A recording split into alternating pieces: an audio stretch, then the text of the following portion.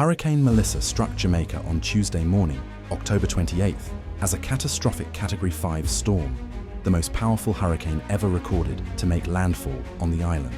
The eye of the storm came ashore near New Hope in St. Elizabeth Parish, with sustained winds of approximately 185 miles per hour and gusts surpassing 200 miles per hour. Melissa's eyewall tore across the parishes of St. Elizabeth, Manchester, Clarendon, and into Kingston and St. Andrew by late afternoon, before moving northeast toward the open sea. The storm's intensity and slow movement produced rainfall totals of up to 25 inches in several areas, with isolated reports of over 30 inches in hilly terrain. A storm surge between 10 and 13 feet struck Jamaica's southern coastline, inundating coastal towns including Black River, Treasure Beach, and Alligator Pond. Entire neighborhoods were flooded within hours as rivers overflowed and seawater pushed inland.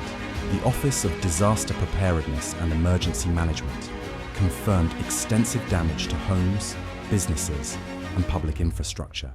In St. Elizabeth, approximately 70% of buildings suffered severe roof damage or total destruction. The Black River Hospital partially collapsed after heavy winds ripped sections of its roof away. Main highways, including the South Coast A2 route, were blocked by debris, fallen trees, and downed power lines. The Jamaica Public Service Company reported island-wide blackouts affecting more than 500,000 customers. The National Water Commission suspended operations in multiple parishes due to flooding and contaminated supply lines. Telecommunications were disrupted across the western and southern parishes, with many areas completely cut off. Preliminary casualty reports list at least 3 confirmed deaths, including 1 person swept away in floodwaters in St. Elizabeth. Several others are missing and dozens injured. Over 800 emergency shelters were opened across Jamaica, with thousands of residents seeking refuge overnight. Rescue teams from the Jamaica Defense Force and Fire Service faced extreme conditions as they attempted to reach trapped residents in submerged communities.